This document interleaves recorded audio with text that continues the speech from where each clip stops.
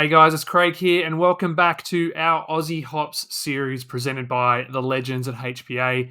Through this series, we've been talking to some of the best brewers around Australia and even a couple from across the world about the glory of Australian hops. We've been dealing with one hop at a time. Today, we're here to talk to you about Eclipse, and I'm joined by Michael MC Capaldo from HPA and Max Hämmerle, head brewer at Philter Brewing. MC, good to have you here, mate. Yeah, good to be here, Craig. How you going? I'm good, mate. And Max, nice to meet you as well. Nice to meet you, Craig. Happy to be here and looking forward to talk with you about some hops. Well, mate, we're in the perfect space for it now. Eclipse is one of my favorite hops, one of my personal favorites. MC, tell me more about it for the uninitiated. What is this hop? Where does it come from? What are we expecting out of it? Give me the spiel. All the questions. So Eclipse is a fabulous hop. We released it in 2020. So it's the newest hop varietal that we've launched, and we'd like to give new hops a bit of a runway to see how they perform. And Eclipse's growth has been really great, and acceptance amongst brewers has been really good because it's got a delicious impact in beer. So it's still in a growth trend here in Australia, in the States, and in Europe. And I think a lot of that is to do with its unique character. So it's got quite a distinct mandarin flavor, and just a hint of pine in there as well. So it blends in nicely, and it's a different hop to a lot of other hops in our portfolio that Mm. are perhaps more passion fruit forward or red grape forward. This one here, Eclipse, offers a slightly different flavor perspective. Yeah, nice. I love that. That Mandarin is the perfect term. It's such a distinctive kind of aroma and flavor that comes through. Now, Max, you're head brewer at Filter Brewing. Tell me, mate, what was your first experience with Eclipse? It was only released, 4 years ago or so. Where did you first come across it, and what were your first thoughts? So the first time I came across Eclipse hops was actually through a sample pack. I can't remember the brewery anymore, but they had it, and I was like, "Oh, Eclipse hops from HPA. What is that?" So I put my nose into it, and I was like, "Oh, that's interesting. I would definitely be very keen to try that out." And yeah, so that was the initial occasion where I thought, okay, we go from there. I want to give this help a go and brew a nice beer with Filter. And mate, so what beers are you brewing with Eclipse hops? So of the Filter portfolio, you're obviously renowned for your XPA. You've got a whole range of other styles coming through uh, all the time. I guess where are you seeing Eclipse being used there? So, first time we've used Eclipse is in a modified version of our hazy IPA. Mm, And so basically, what we did, we slightly adjusted the grain bill and paired the Eclipse hops with another hop variety, and which is one hop variety where I thought it's going to be pairing very well with Eclipse. mhm. And we have brewed that in collaboration with HPA, actually, by the way, which was great. And the the final result of that product, that beer, was just amazing. Mm. And yeah, long story short, it got on the market and it was sold out very quickly, kegs and pack. And we then decided last year, I think it was 2024, that we brewed again. So far we've only used it in our hazy IPA version, Mhm.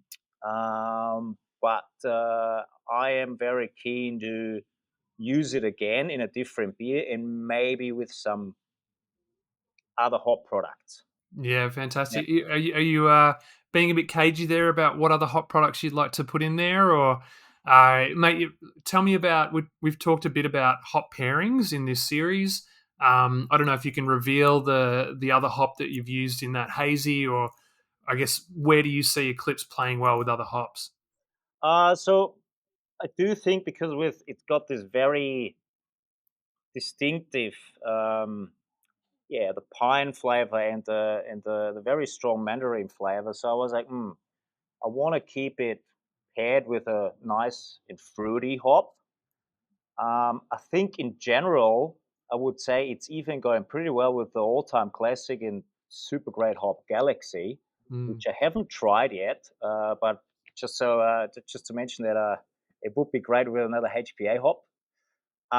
We We're did working on pair. it, Max. We're working on it. We've got We're we've working. Yeah, yeah, we've that's it. got we've got 033 coming out. HPA 033 is our new experimental varietal that's we've got in the ground, and it's going to be available from crop year 25. So when's this podcast coming out? May. May, I believe, yeah. Mate, it's going to be ready in May. Well, they better have it ready for me, right? May, Um, absolutely. Straight to yeah, you, Max. that's it. So, but yeah, quickly back. So we did pair it with an American hop, which is the Mosaic, which also pairs very well with it. Mhm. Because Mosaic got like that mango, and also citrusy flavor and aroma profile to it. But I gotta say, um, the Eclipse is a lot more outstanding Mm. in those flavors too. So I think the Mosaic just supported it very well.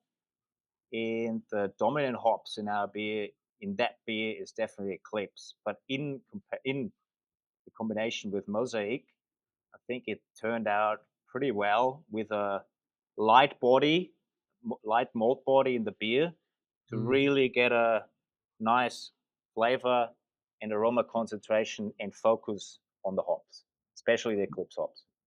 Yeah, nice one. I think through the course of this series, we've been talking about a lot of Australian hops, and it does sort of seem to me that some hops kind of play that really nice supporting character for other more dominant hops.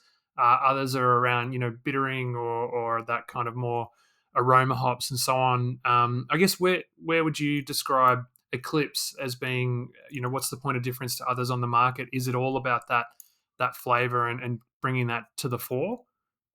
I think as like talking from a brewer's perspective, I think a lot of hops. I mean, we all know that the hop suppliers know that, the brewers know that a lot of hops, because they're in the same family, right? So there are a lot of hops on the same family. So a lot of hops, especially American and the Australian ones, supply citrusy and fruity flavors.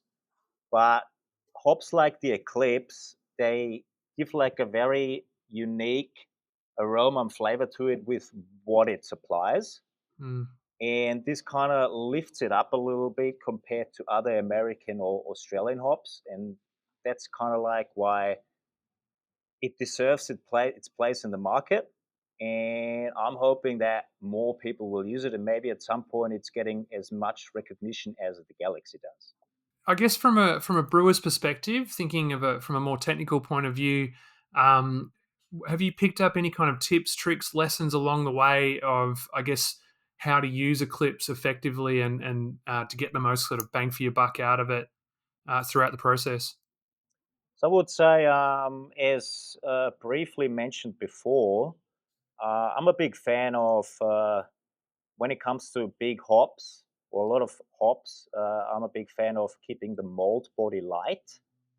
So I do like a mold hops balance, but if I want to really focus on the hops, I want to keep the body light as it is with our hazy IPA. And I do find the Eclipse also works pretty well as a first word hop to kind of give a little bit of an initiated punch before going into the whirlpool as well. And then for the dry hopping, um, I don't think you can really overpower it because it's just such a great hop and pairs really well with a lot of other tropical or fruity hops.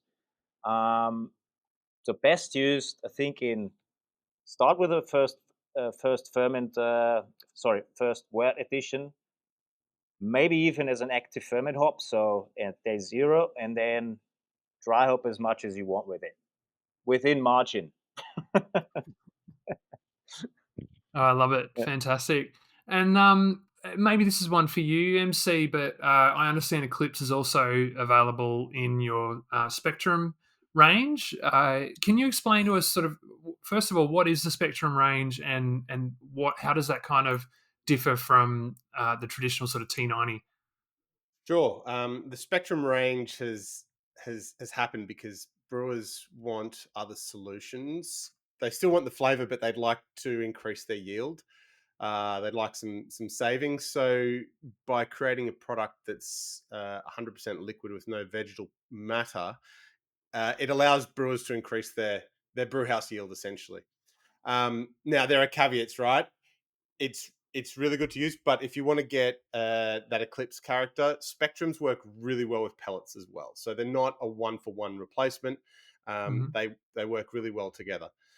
But yeah, Spectrum Eclipse is going really well in Australia. Sorry you haven't tried it, Max, yet. I think we talked about it before, but it's going well over here and overseas as well. Yeah, it's a good product. Is it something, Max, that you're interested in trying down the track? That sort of combination of Spectrum and T90. Yes, absolutely. So I would love to try for the next. We obviously have an MPD calendar at Philter, so the first half year is pretty much planned out. So maybe something already comes into place into the beers in the first half year. But I definitely want to approach it in the second half of 2025. So I would love, and I definitely will try to utilize and do beers and brew beers with my team by using liquid hop products from HPA. I definitely want to go that way because I've never done it before, and I'm really keen and interested to give it a go. Yeah, wonderful. Well, thank you so much, guys. It's been fantastic to talk about Eclipse. As I said, it's absolutely one of my standout hop varietals, and I'd love to see it being used more across Australian beer.